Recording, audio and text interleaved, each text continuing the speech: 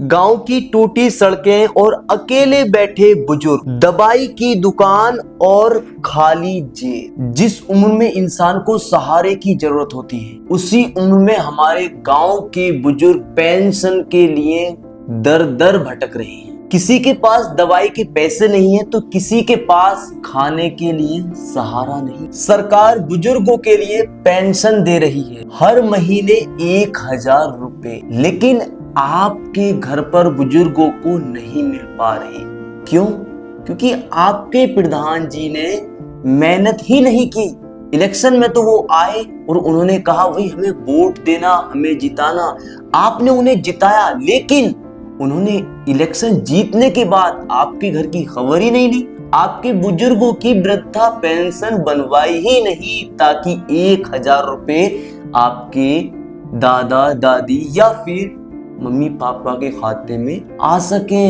गलती सीधे तौर पर प्रधान की है, क्योंकि हमने गांव के मुखिया को चुना था कि भाई ये हमारे गांव में विकास करे, हमारे बुजुर्गों के लिए वृद्धा पेंशन बनाएंगे। 60 साल प्लस के जितने भी वृद्ध हैं, बुजुर्ग हैं, महिलाएं हैं या फिर हमारे दादी दादा हैं, मम्मी पापा हैं, उनकी सरकार 60 साल प्लस को 1000 रुपए महीना के दे रही है, लेकिन हमें मिल ही नहीं पा रहे हैं क्योंकि हमारे प्रधान जी मेहनत ही नहीं कर रहे। उत्तर प्रदेश वृद्धावस्था पेंशन के तहत सरकार 60 साल से ऊपर के बुजुर्गों को हर महीने 1000 रुपए और 3 महीने में 3000 रुपए देती है। सरकार देने के लिए भेदभाव नहीं कर रही, लेकिन प्रधान जी आपके गांव के मुखिया देना ही नहीं चाह रहे, आपको जागरूक ही नहीं कर रहे, आपके बुजुर्गों को पेंशन दिलवा ही नहीं रहे। अगर प्रधान जी पेंशन दिलाते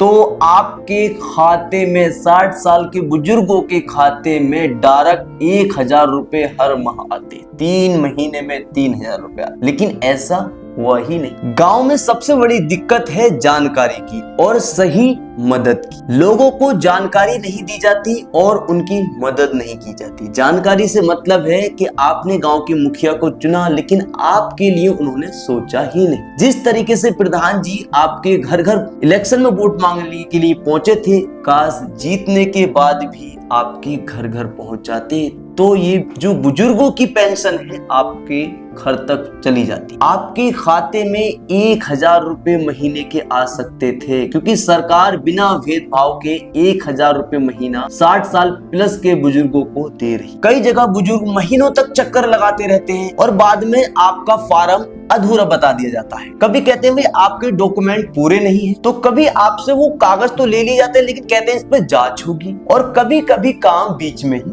रुक जाता है, पड़ा रहे वहीं पर पेंडिंग पड़ गया। तो ये गलती सरासर गांव के मुखिया की। अगर आपके गांव के मुखिया इस पेंडिंग वाले काम को करवाने की कोशिश करते तो आपके घर तक ये योजना पहुंच सकती थी सरकार की। गरीब बुजुर्ग जाए तो जाए कहां? अगर गांव में सही व्यवस्था हो जाए तो कोई भी बुजुर्ग परेशान नहीं हो। गांव के मुखिया को होना चाहिए कि हर महीने गांव में सहायता शिविर लगे, बुजुर्गों के घर जाकर के फार्म भरे जाएं, पंचायत में लाभार्थियों की सूची खुले में लगे और जो पात्र हैं उन्हें समय पर पेंशन मिले।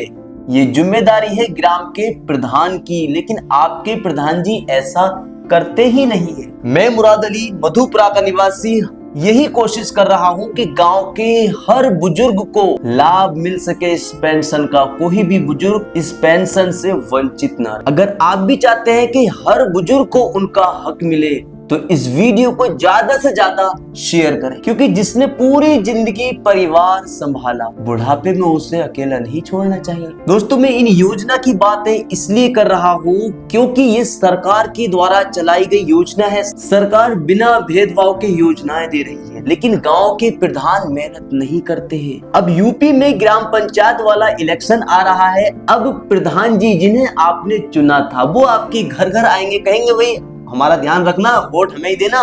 अब आप उनसे सवाल करना कि भाई आपको वोट दिया था हमने, आपने हमारे लिए क्या किया?